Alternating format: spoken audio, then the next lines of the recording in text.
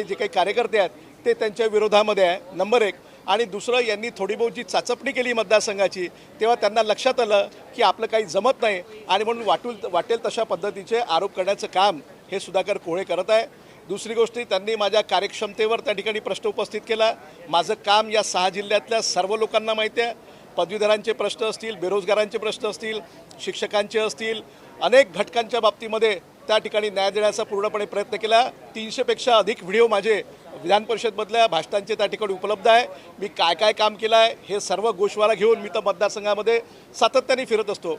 पण मला या निमित्ताने एक प्रश्न विचारायचा आहे की सुधाकर कोळे 2014मध्ये पहिल्यांदा नागपूरमध्ये दक्षिण नागपूर विधानसभा क्षेत्रामध्ये चतुर्वेदी साहेब हे काँग्रेसचे कॅन्डिडेट होते आणि 14मध्ये मोदींच्या लाटेमध्ये हे सुधाकर कोळे जिंकून आले.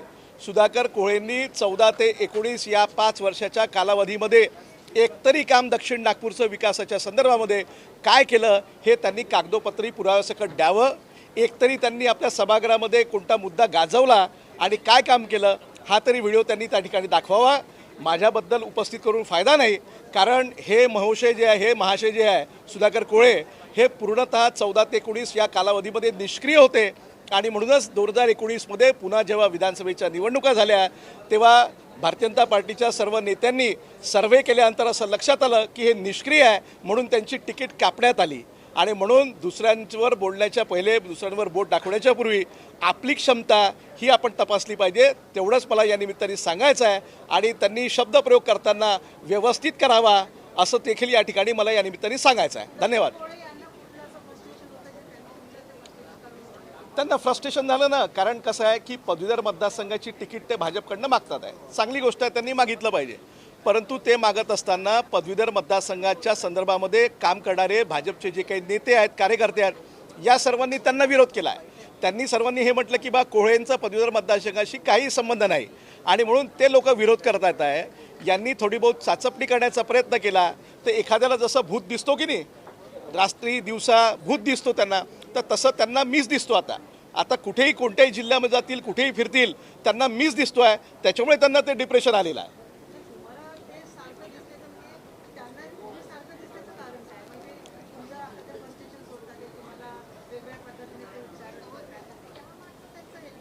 मला तेच मी तर हे म्हणेल की ते कसं आहे, या दोन्ही कारणास्तव ते माझ्या खांद्यावर बंदूक ठेवून ती आपली तिकीट पूर्ण करण्याचा मनसुबा त्यांच्या डोक्यामध्ये आहे आणि म्हणून तशा पद्धतीची टीका ते माझ्यावर करून राहिले. त्यांना भाजपच्या पक्षश्रेष्ठींना असं दाखवायचं असेल की मी अभिजित वंजारींना असं म्हटलेलं आहे, त्यांचा मी विरोध करू शकतो आणि म्हणून माझ्या खांद्यावर बंदूक ठेवण्याचं काम ते करत आहे. अशी परिस्थिती आहे. निवडणुकीला उभं राहण्याचा प्रत्येकाला अधिकार आहे, प्रत्येक पक्षाला अधिकार आहे. मी तर सिटिंग आमदार आहे. मी गेले 6 वर्ष या संपूर्ण 6 जिल्ह्यामध्ये 3 लाखपेक्षा अधिक किलोमीटर फिरवण्याचा माझा प्रवास आहे.